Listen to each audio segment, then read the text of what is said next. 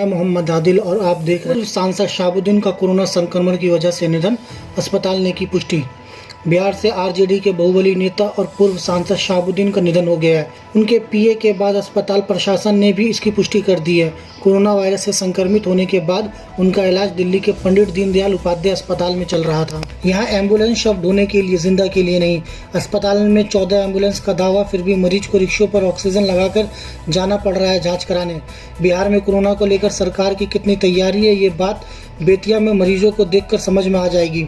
शनिवार को एम्बुलेंस के अभाव में यहाँ एक मरीज को रिक्शे पर ऑक्सीजन सिलेंडर ढोकर ले जाना पड़ा। नीतीश की मंत्रियों के जिले की जिम्मेदारी, 8 को 2-2 जिलों का मिला जिम्मा। इसमें बीजेपी जेडीयू के 4-4, बाकी 22 को 22 जिलों में देखना है कोरोना की मैनेजमेंट।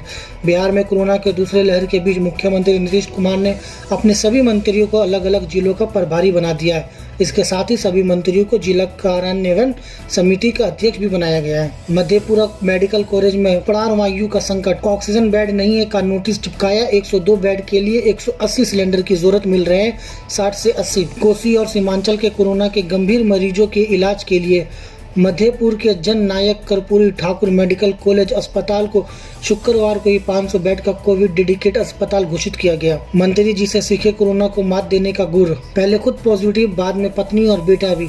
घर में ही धैर्य से रह रहे हैं, 20 दिन के श्रम से सब हो गए ठीक। बिहार के समाज कल्याण मंत्री और दरभंगा जिले के बहादुरपुर विधानसभा क्षेत्र से विधायक मदन सैनी ने कोरोना से जूझ रहे लोगों को सकारात्मक संदेश दिया है। 6 अप्रैल को मंत्री जी की कोरोना रिपोर्ट पॉजिटिव आई थी।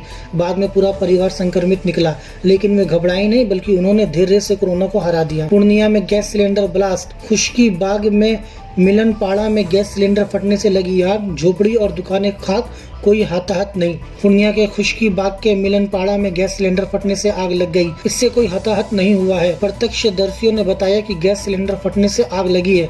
आग की लपेट इतनी तेज थी कि आसपास के कई झुग्गियों को अपनी चपेट में ले लिया। पटना जंक्शन और दानापुर में कम्युनिटी किचन, कोरोना की वजह से बीमार रेलवे अधिकारियों और कर्मचारियों के घर तक पहुंचेगा खाना। पटना जंक्शन और दानापुर रेलवे स्टेशन पर कम्युनिटी किचन की शुरुआत की गई है।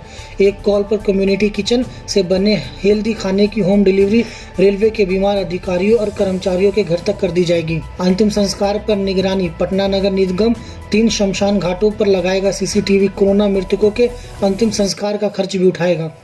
कोरोना से मौत के बाद अंतिम संस्कार में कोई बाधा नहीं होगा, इसका पूरा खर्च पटना नगर निगम उठाएगा। साथ ही अंतिम संस्कार पूरी तरह से पारदर्शी भी होगा।